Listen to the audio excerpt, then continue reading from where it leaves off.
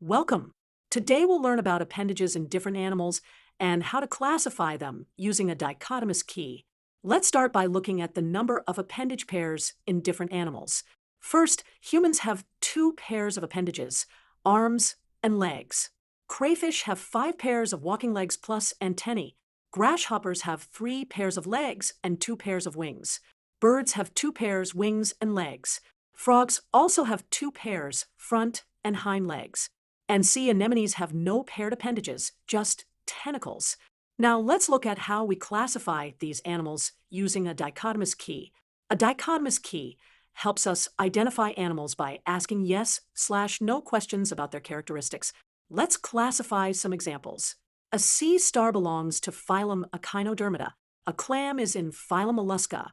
A frog is a chordate, specifically class Amphibia. A crayfish is an arthropod of class Malacostraca. A grasshopper is also an arthropod, but of class Insecta. Understanding appendages and using dichotomous keys helps us classify animals into their proper groups. This is an important tool in biology for organizing and understanding the diversity of life.